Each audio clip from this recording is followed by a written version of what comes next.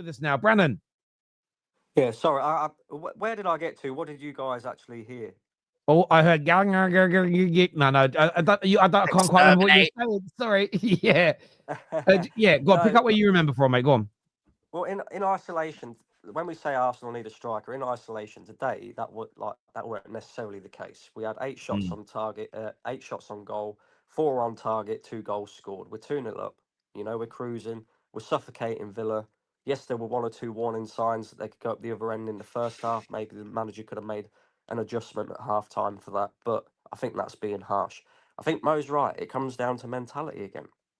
You know, I'm watching us concede sloppy goals. And at the end of the day, yeah, it's a makeshift defence. But I'll go back to it again. You know, Matt mentioned it earlier. 7 games in the league Arsenal have played with Thomas Partey at right back. We've won once against Southampton.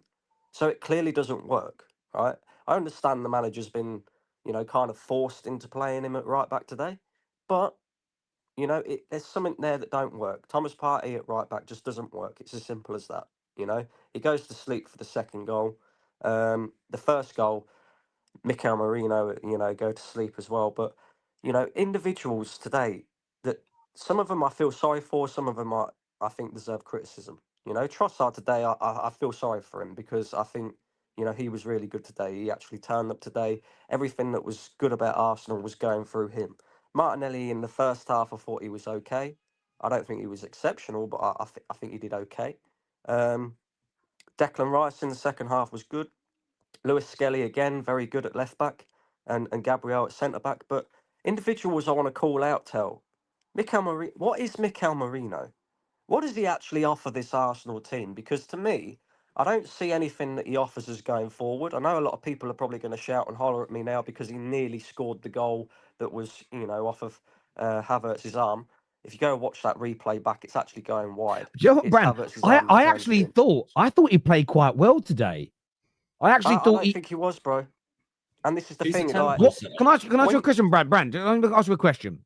What doesn't he mm, do? What isn't he doing that you want to see from him specifically? I just I don't think it's necessarily him. I think it's him as a player. I don't think he's what we need in that midfield. When you look at our midfield anyway, it's very, let's just say, slow, passive, not Mm. very quick on the transition. I've said it before that I think certain elements of it is the manager's instructions, but really and truly, the only one in that midfield who can quicken up the play is Odegaard. Even Rice isn't really quick on the ball. Yes, he drives forward with it at times, but when it comes to moving the ball on and passing, none of them are really like quick at that. Marino's very slow and passive as well. Plays it very simple. He doesn't really offer too much in terms of going forward, and I don't think he's that great defensively either, right? But I don't even look so solely at him today.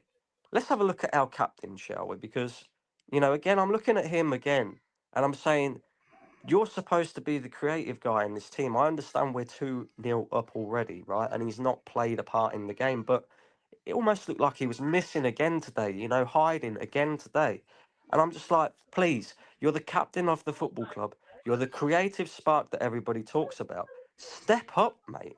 You know, carry like Bukayo Saka for Arsenal, for example. He will take the game by the scruff of the neck, and he will go and win the game for Arsenal. I don't ever see Odegaard, or very rarely ever see Odegaard do that for Arsenal. He's not Which that is guy. why Because he's not that I guy. You know he's not that guy, which is friend. why I sit here and say, whilst Arsenal need a striker, when you hear the stat that I've just read out about us having 116 shots, we're clearly creating enough. Yeah, we just haven't got the clinical edge in front of goal. But if you're not going to go and get a striker and you're going to stick with this front three that we've currently got, then you need to create more opportunities so that they have more opportunities to finish because they're clearly not clinical enough. So Arsenal need to make a choice. You go out in this window and you go and get a clinical forward. There are options galore. We're 18 days into the window. I don't understand why Arsenal haven't done this already. Or you go and get me another creative player, somebody who's actually creative, somebody who's actually going to put more chances on a plate for these players so they have more opportunities to score, So then it kind of covers up their deficiencies as well. Does that make sense? Yeah, I get where you're coming from. I do. I really, really do. We're going to jump into some more of these super chats. I'm going to try and throw them to you as panelists here to answer them sort of one by one. Junior Extreme here. Thank you for the big donation. Says, tired of us playing this horseshoe football, building from the flank, being isolated, then resulting in a hopeful cross to save us. We need attacking help. But I'm sure they'll say we're saving for the right players in the summer. Ash, do you agree with this? Is your sort of attacking play maybe a bit too predictable? Yeah, I think it's predictable, but it's also maybe it hasn't been a case in the last couple of games. Definitely against United before the red card. I think it has been a bit slow, a bit conservative. It reminds me of the first half of last season.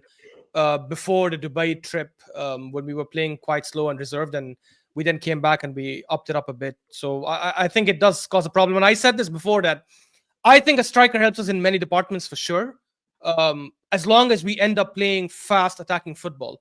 But if we bring in a top quality striker and we play this slow and this conservative the way we have done in, maybe not not against Spurs or not against a Villa today, but in majority of the games we've played this season, I don't think there'll be much difference, in my opinion. I get that. I think a lot of it's to do. I changed my mind in the last couple of games, and football's like this. Sometimes you see things, sometimes you don't. Movement.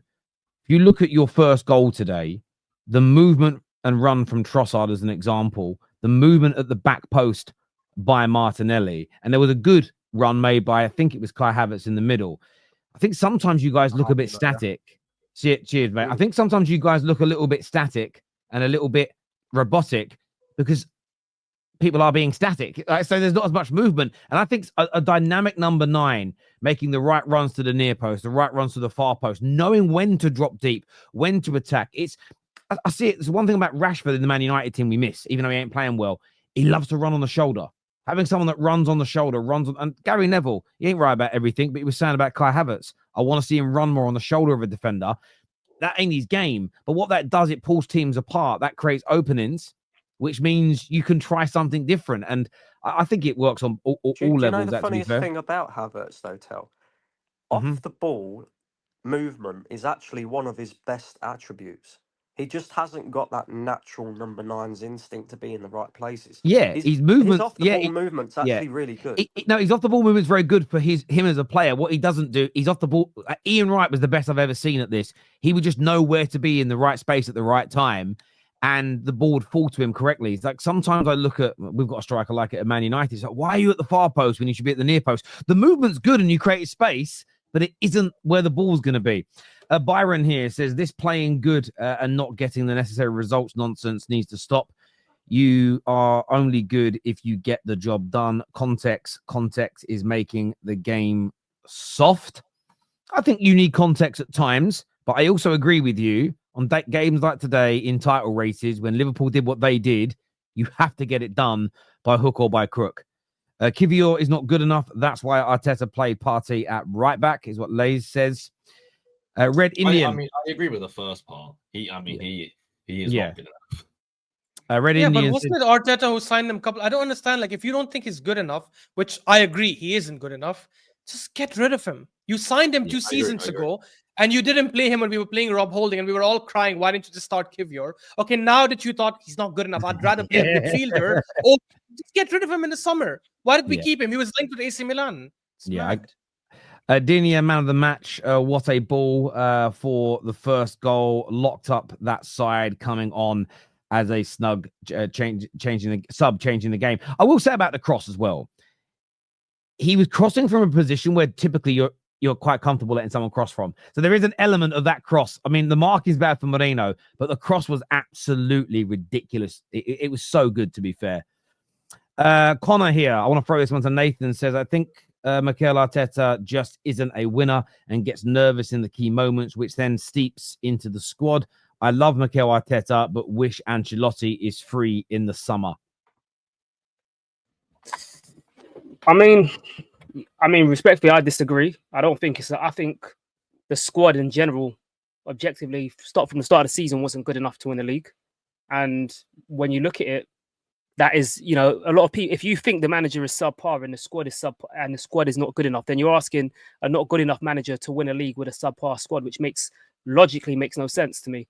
So for me, the biggest To issue be fair is to him, though, Nathan, he never mentioned the squad is subpar. To be fair, but the manager's never going to come out and say my squad is subpar. He's never going to go and do that. Have you ever? When have He's you ever asking- seen again, that? I don't get that logic when he signed 90% of the players that are here. Literally 90% of the players are either. Hold on, but then look, we say this right, Yeah. but then the keeper Neto that signed has Arteta used him yet? Raheem Sterling, how has he been used? Do you think Arteta is really calling for Raheem Sterling? A week before, he came out in a press conference and said he's not interested in Raheem Sterling. So I think Nathan, as fans, well, we need to use logic to deduce what's what. Nathan, Kivior respectfully. Yeah, but what about the other Kivior- players you're refusing to name, like Kivior, like Merino, like Havertz, No, like but Jesus listen, that he kept faith in? listen, And I think genuinely- Arteta is a good manager. I don't think he's a bad manager. No, by the way. listen, but Nathan, there's a difference respectfully, between yeah. but there's a difference. Hold on. There's a difference Respectfully. between me saying he hasn't made any mistakes and every of his signings been successful, and me saying there are players within that squad that are clearly players that he doesn't want, and we can see them by his utilization of them. I believe Havertz from the get-go was a bust, right? I've already said it. We shouldn't have signed him. Jesus, since the knee injury, has not been good. I'm not absolving Arteta of any blame. I'm just saying there are clear players in that squad, and we've seen it even through our recruitment or the players that we are linked to, the likes of Rafinha, Kudus, etc. You know, for years we've been looking at backups for Saka, and we're still in 2025 without a real adequate backup for Saka. Are you telling me that the managers never wanted that? Because if like no manager is going to actively say, "I want less quality in a team." He wants the. I think as much as we look at the And manager, news we've got for to you look guys, at we've got to look at the Saliba's board. out for long, by the way. Oh, Yeah, but God. Sorry, hang on, sorry. guys. Sorry. What's he said about Saliba? He's out said for he's a very long worried. extended period. Arteta said we're very, very worried. Oh, Can I also just say as well, right? Listen, Last guys, season, we was the whilst- best. hang on, defensive team. Matt. Brandon started talking. Sorry, we'll come to you after Matt. Sorry, go on, Brandon. Whilst we can sit here and say, look, there's players that are not being utilised in this squad. Clearly, the manager didn't want him, right? No manager in world football gets every single player that they want. It doesn't work like that, right? No matter there are times where the manager doesn't get their first choice. You know, maybe they'll get their third or fourth or fifth choice. The job of the manager is to get the best out of the players that he has is at his disposal, right? And there are players in this squad that the manager isn't getting the best out of. Let's just be real about it, right? And when you look at the time that he's had here, yeah, and the fact that 94%, or in fact 100% of this squad has been signed or given a new contract by him, you would expect that the manager would know these players well enough now to be able to get the best out of them. And I just, like me personally, I don't feel like he's getting the best out of certain individuals in this team, right? And that's the thing that I have with a manager. Do Arsenal need to go out and spend more money? Hell yes. Yeah, It's clear Brand, to see we still I need agree with another you, Brand. striker. And do you know how you know you're right? Because if you look at the last nearly 3 years, because the back end of the season where you just missed out on the top four, you started really clicking. For the best part of 3 years, you've played much better football than you've seen in the last few months, which means Arteta has got better out of them. One of the questions I would ask is, now that the expectation is, now you've got a challenge every year now, you've got to get over the line and win.